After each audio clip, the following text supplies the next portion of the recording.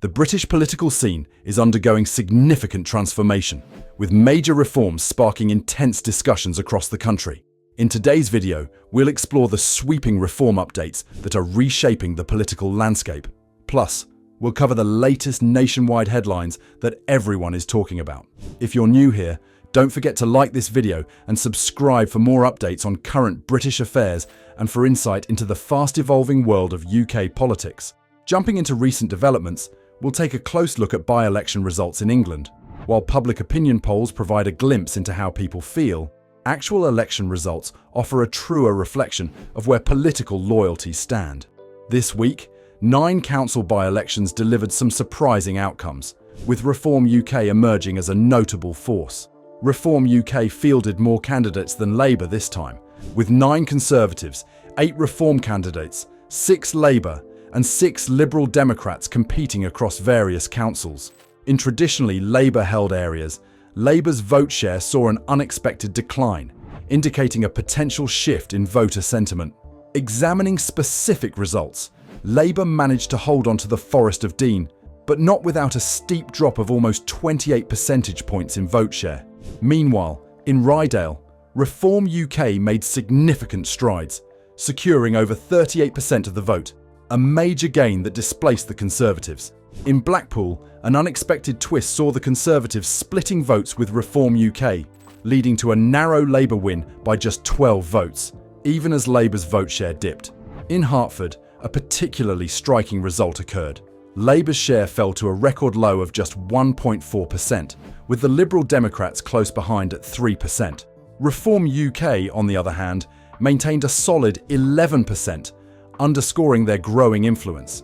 These by-elections highlight a clear shift in voter sentiment, with Reform UK beginning to make inroads into traditional Labour and Conservative strongholds. In response to these changes, Nigel Farage, a well-known figure in British politics, appears more energised than ever. His newly founded party, still in its formative stages, is setting its sights on the upcoming elections. Farage believes that Labour, not the Conservatives, is their primary opponent, stating bluntly that the Tories are no longer relevant. He reiterated this stance during a recent gathering in Newport, Wales, rallying Reform UK supporters for the 2026 Senate elections. These elections are still 18 months away, but recent polling results have bolstered Farage's confidence. A new Survation poll places Reform UK in 3rd place, ahead of the Conservatives and only slightly behind Plaid Cymru, reflecting a 20-point surge for Reform UK in recent months. Farage has been vocal in his criticism of Labour's handling of key issues in Wales, targeting the party's track record on NHS wait times, education, and what he describes as woke policies. A particularly controversial issue Farage highlighted was the 20 miles per hour speed limit policy, which received boos from the crowd.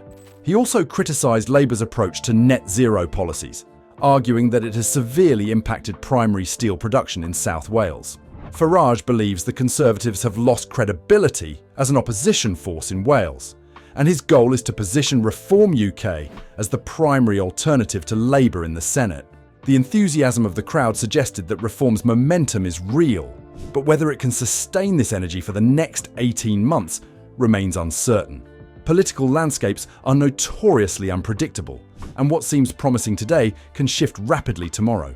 Farage's rally had a familiar energy, reminiscent of his past campaigns, marked by his trademark fiery rhetoric and crowd-pleasing statements.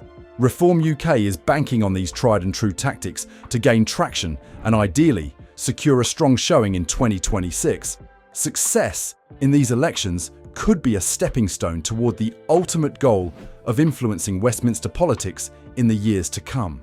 As Reform UK's profile continues to rise, the question remains, what will the future hold for this party as we approach the 2029 elections? Share your views on Reform UK's potential in the comments below. In other news, a tragic incident in Oxford has captured public attention. A man in his 30s lost his life after falling down the stairs on a double-decker bus operated by Oxford Bus Company. The accident happened on October 26th as the bus passed near the Westgate shopping centre. Emergency responders from Thames Valley Air Ambulance, Thames Valley Police and the South Central Ambulance Service quickly arrived on the scene, providing treatment on the bus before the man was transported to John Radcliffe Hospital. Unfortunately, despite medical intervention, he succumbed to his injuries on October 31st. An investigation is underway to determine the exact circumstances surrounding the accident, with specially trained officers supporting the man's family. Thames Valley Police have stated that the death is being treated as unexplained but not suspicious, and a file will be prepared for the Oxfordshire coroner. Following the incident, a spokesperson for Oxford Bus Company expressed condolences to the man's family, stating, "Our thoughts and sincere condolences are with the family and friends of the man who has died. The bus company has cooperated fully with authorities, providing CCTV footage and assisting with inquiries. Additionally, they are offering support to their employees affected by the tragedy." Lastly, a notable development concerning Prince Andrew has made headlines.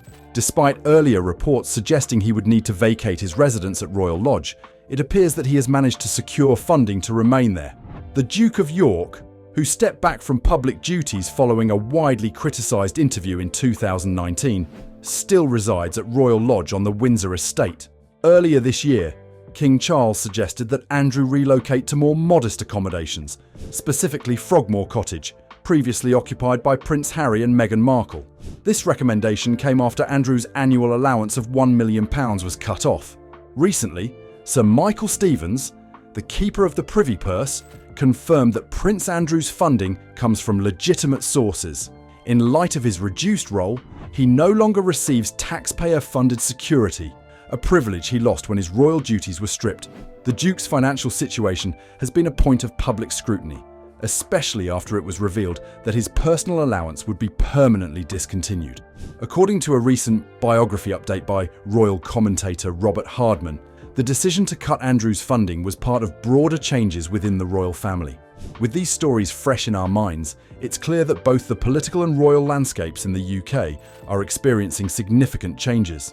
The rapid ascent of Reform UK, the evolving role of key public figures like Farage, and the ongoing challenges faced by the royal family reflect broader shifts in British society.